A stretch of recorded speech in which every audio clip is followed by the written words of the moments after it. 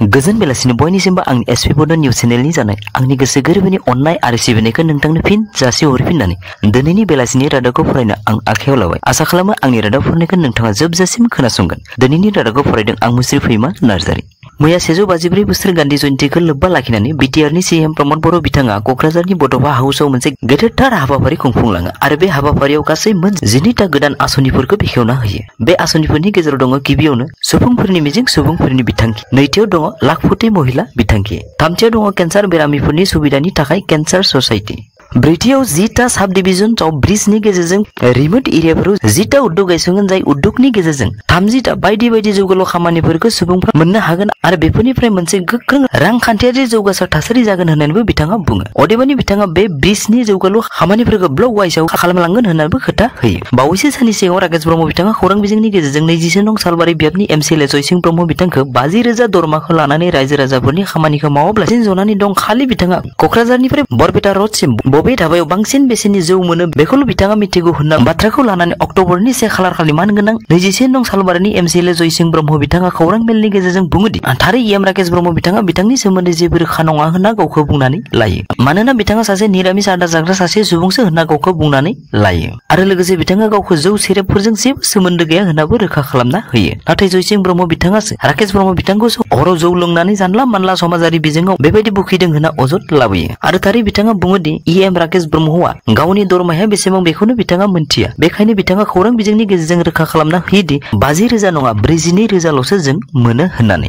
आरो लोगोसे बिथाङा गावनि बियाबाव खामानि मावदोंना मावाखै बेखौ रोखा खालामनो थांनानै बुङोदि बिथांमोना बिटिआरखौ अबैध गभ होननानै 1 बोसोर काउन्सिलाव थाङाखैमोन, नाथाय बेनि उनाव बिथांमोना एसेम्ब्लियाव थांदों होनना बिथाङा बुङो। नाथाय बेनि उनाव बिथांमोना एसेम्ब्लियाव थांदों होनना जुलाइ मासनि 1 खालारनि 2021 मायथाइनि 8 कौटि रांनि 11टा एस्टिमेटखौ बिथाङा खौरां मेलनि गेजेरजों रोखा खालामना होयो। आरो जेब्ला बिथांमोना बे एस्टिमेटखौ साबमिट खालामनो थांदोंमोन अब्ला अपोजिसन पार्टिनि रड कन्स्ट्राक्सननि प्रप'जेलफोरखौ एक्सेप्ट खालामथ'नो नाङा होनना क'क्राझारनि जेनेरेल चिफ इन्जिनियार बिथाङा बुंनाय लेखा बेफोर खामानिया मोगथाङाव जाफुङाखैबो होनना बिथाङा रोखा खालामनानै होयो। आरो सेल्फ हेल्प ग्रुपफोरनो 75,000 रां होगोन होनना इउपिपिएलआ बुंनायखौ बिथाङा गावनो 2020-21 नि बिटिसि एसेम्ब्लि सोंलु खालामनाय डेपुटि चिफ गबिन्द बसुमतारिया बेफोर पलिटिकेल डायलगसोमोन। आथिखालसिम एनआरएलएमनि अनगा थाइसेबो मोनसेबो सेल्फ हेल्प ग्रुपनो राङारि अनसुंथाइ होनो हायाखै होननानै एसेम्ब्लि रिपर्टआव रोखा खालामना होदों होनना बिथाङा रोखा खालामना होयो। आरो बेजों लोगोसे बिथाङा राकेश ब्रह्म बिथांखौ हिन्दुनि बिथांनो एक बिन्दुबो नेरसोन गैया होननानै जों गोख्रों रावजों सोंखारियो। आरो बेनि अनगायैबो राकेश ब्रह्म बिथांखौ हाग्रामा महिलारनि आथिंनि आफाथलाजोंबो रुजुथावा होनना रोखा खालामना होयो। मैया आसामनि गिबि मन्त्रि डक्टर हेमन्त बिश्व शर्मा बिथाङा गान्धी जयन्तीजों लोब्बा लाखिनानै जेरैबायदि ब्रह्मपुत्र बराक भेलि साहा श्रमिकफोरनि रांखौ बारायनाय, दुर्गा फुजानि बनास बायदि बायदि सुबिदा होनाय बायदिनो 1 लाख सुबुंफोरनो टयलेटनि मुङाव एकाउन्टआव 12,000 रां मैया सोनानै होयो। नाथाय मैया बेंकआ बन्दनि थाखाय ट्रेन्जेक्सन जायाखैब्लाबो दिनैनिफ्राय सोरबाफोर टयलेटनि थाखाय गोदो एप्लाइ खालामनानै अलरेडि सेलेक्टेड जाखादोंमोनब्ला बिथांमोना गावबा गावनि एकाउन्टखौ चेक खालामनो हागोन होनना बिथाङा सुलुङाव फोरमायो। मोनसे सोमोनांथाव रादाब जाय आसाम पुलिसफोरा सरासनस्रा सुबुंफोरखौ रैखा खालामनायजों लोगोसे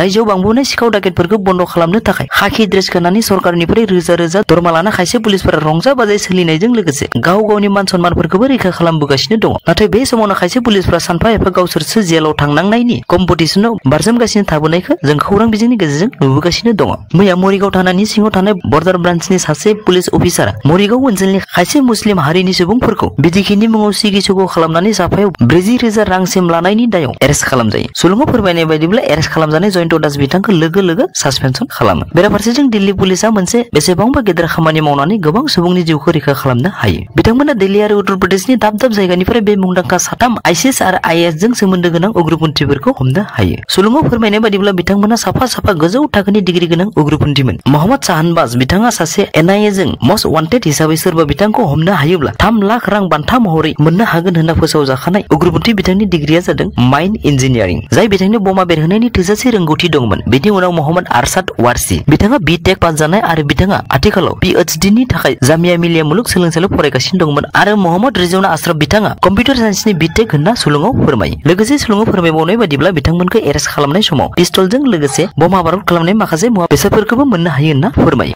मोनसे दुखुनांथाव रादाब मैया जिम्बाब्वेआव भारतनि हिरा फालांगिनि सम्राट बिथां हरपाल रान्डवार आरो बिथांनि फिसाज्ला आमिर हरपाल रान्डवारजों लोगोसे गासै 6 जन सुबुङा उरां जाहाजनि जाब्रबथायजों जिउ बावनो गोनां जायो। सुलुङाव फोरमायनाय बादिब्ला बिथांमोना जिम्बाब्वेनि हारारेनिफ्राय मारुवारसिम हिरा लांबाय थानाय समावनो हरखाब बे जाथाया जानो मोनो। बेजों लोगोसे दिनैनि बेलासिनि रादाबा एसेनोसै। थारै नोंथाङा आंनि रादाबखौ अननानै जोबजासिम खोनासंनायनि थाखाय आंनि गोसो गोरबोनि अननाय आरो सिबिनायखौ नोंथांनो फिन जासि हरफिननानै नोंथाङा थारै दिनैसो आंनि रादाबखौ खोनासंफ्लांदोंब्ला अननानै आंनि रादाबखौ नोंथाङा साबस्क्राइब खालामाखैब्ला साबस्क्राइब, लाइक आरो शेयार खालामनो थाखाय आंनि गोसो गोरबोनिफ्राय गुरै खावलायहरनाय थाबाय। एसेनोसै, गोजोन्थों।